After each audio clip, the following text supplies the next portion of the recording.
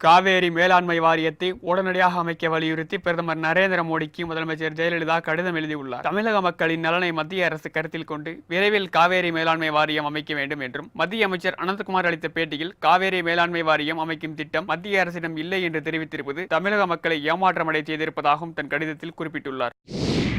தமிழ்நாடு சட்டமன்ற பொது நிறுவனங்கள் ஆய்வுக்குழுவினர் பெரம்பலூர் மாவட்ட பகுதிகளில் நேற்று ஆய்வு மேற்கொண்டனர். பெரம்பலூர் அருகே உள்ள எறையூர் அரசு சர்க்கரை ஆலையை ஆய்வு மேற்கொண்ட தமிழ்நாடு சட்டமன்ற பொது நிறுவனங்கள் ஆய்வுக்குழுவினர் ஆலை அலுவலர்கள் மற்றும் ஊழியர்களுடன் ஆலையின் நிலை குறித்து விசாரித்தனர். இதையடுத்து துணை மின் நிலைய பணிகள், அரசு தலைமை மருத்துவமனை ஆகியவற்றை ஆய்வு மேற்கொண்ட தமிழ்நாடு சட்டமன்ற பொது நிறுவனங்கள் ஆய்வுக்குழுவினர் இறுதியாக பெரம்பலூர் மாவட்ட ஆட்சியர் அலுவலகத்தில் ஆய்வுகள் குறித்து விரிவாக ஆலோசித்தனர். இந்த ஆய்வின் போது ஏராளமான அரசு உயர் அதிகாரிகள் மற்றும் ஆய்வுக்குழு உறுப்பினர்கள் கலந்து கொண்டனர்.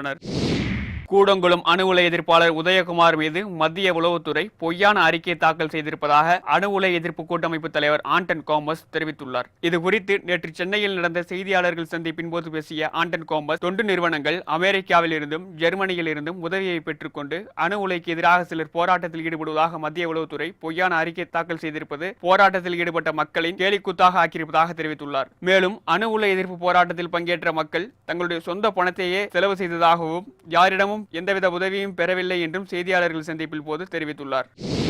நாமக்கலில் உள்ள தனியார் பள்ளி ஒன்றில் வகுப்பறையிலேயே 5ஆம் வகுப்பு மாணவன் திடீரென இறந்த சம்பவம் அப்பகுதியில் பெரும் பரபரப்பை ஏற்படுத்தியுள்ளது. நாமக்கல் சந்தைப்பேட்டை புதூரில் அரசு உதவி பெறும் தனியார் தொடக்கப்பள்ளி ஒன்று உள்ளது. இந்த பள்ளியில் கூலி தொழிலாளி கோபாலன் என்பவரின் மகன் மோகன் 5ஆம் வகுப்பு படித்து வருகிறார். இந்நிலையில் நேற்று வழக்கம் போல் பள்ளிக்கு சென்ற சிறுவன் மோகன் திடீரென வகுப்பறையிலேயே மயங்கி விழுந்து இறந்துள்ளார். இச்சம்பவம் அப்பகுதியில் பெரும் பரபரப்பை ஏற்படுத்தியுள்ளது. மேலும் இதுகுறித்து வழக்கு பதிவு செய்துள்ள காவல்துறையினர் விசாரணை நடத்தி வருகின்றனர்.